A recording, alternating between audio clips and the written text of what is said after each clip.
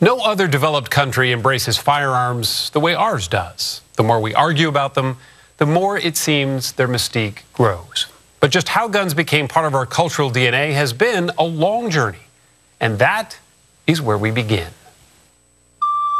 Of all the artifacts that were aboard the good ship Mayflower, not a single gun is known to have survived. But historians believe they were probably there, accompanying the Pilgrims to Plymouth Rock. Guns are so woven into the fabric of our founding that on the 4th floor of the Smithsonian's National Museum of American History, they have their very own vault. I'm sure there's people that would give anything to come in here and see these things, right? Yeah, I get lots of visitors who are just astounded and don't want to leave. Right. David Miller is the curator here. He's got guns of all shapes and sizes and calibers. Which cannon? Ooh, that one is probably from Russia. And every one has a historic reason for being here. This is the type of weapon that would have been used at Lexington or Concord. It's not the gun that kicked off the revolution with that shot heard round the world, but it's similar. The musket is now in every history book. It's come to symbolize freedom and independence, even celebrated on Broadway in the smash hit Hamilton.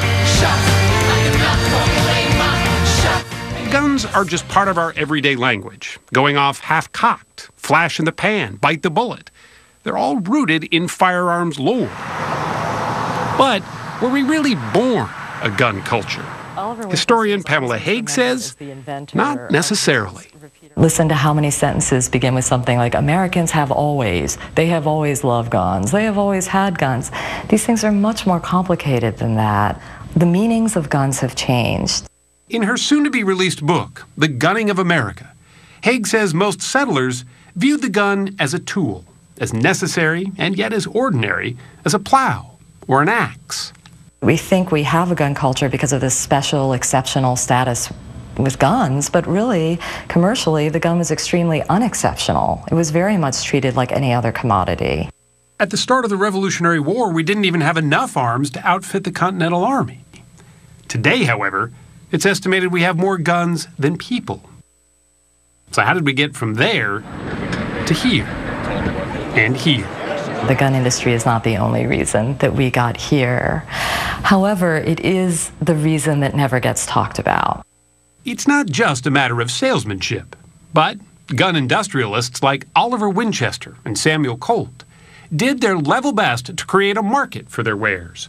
Out of their factories in Connecticut, what came to be known as Gun Valley, they would soon produce firearms with the same speed and efficiency as Henry Ford would later do with the automobile. Best known, the Winchester 73 and the Colt single-action Army revolver, two of the guns that won the West. But as the frontier disappeared, so did the desire of many Americans to own a gun. These guns were not just selling themselves, they weren't just flying off the shelf. So by the 20th century, gun makers started to market their guns not just as a tool, but a feeling. What was once needed now had to be loved. There was a strong appeal to the young, too, and the notion of the gun as a rite of passage. One of the more interesting ads said, "You know your boy wants a gun. You just don't know how much. He can't tell you. It's beyond words." For parents worried about real guns, there were catalogs full of toy ones, a must-have. There it is. Immortalized in what is now a Christmas classic. The Red Ryder 200-shot range model air rifle. It resembled the iconic rifles of the Wild West. And nothing romanticized the gun better than the cowboy. From real-life legends like Wild Bill Hickok, Wyatt Earp, and Annie Oakley, to Hollywood immortals like John Wayne and Jimmy Stewart. The gun came to represent the rugged individualism of the untamed West. As the good guys and bad guys changed, so did the guns. Say hello to my little friend! Some became as famous as the stars who fired them. Go ahead. Make my day. We do take our guns seriously, owning them as a constitutional right. But we've also tried to legislate how to control them.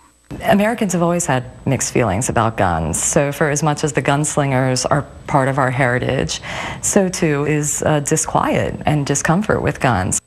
Even in the supposed Wild West, towns like Tombstone and Dodge City prohibited people from carrying guns in public. FDR signed the first federal gun control legislation in 1934, hoping to reduce the number of bootlegging gangsters armed with Tommy guns and the like. Then, fast forward 3 decades. President Kennedy died at 1 p.m. Central Standard Time. John F. Kennedy's assassination, along with Robert Kennedy and the Reverend Martin Luther King Jr., led President Lyndon Johnson to push through the Gun Control Act of 1968. We have been through a great deal of anguish these last few months and these last few years. Too much anguish to forget. Too much anguish back then, but what about now? Today there seems to be an alarming sameness to our gun violence, from Columbine High School to a Tucson parking lot, to a movie theater in Aurora, and a grade school in Newtown. These incidents don't decrease gun sales. Instead, gun sales tend to go up. In fact, U.S. gun makers produced nearly 11 million firearms in the year after Sandy Hook. Not far from there, in Hartford, Connecticut, sits a church built by Samuel Colt's widow. It stands as a unique symbol of just where guns sit in our culture today. Because mixed in with the cherubs and the saints, you'll find her husband's firearms as art on the walls mingling with the ivy, hidden at the top of the church's columns. And maybe that's the place guns will always occupy, worshipped by many, their presence carved in stone.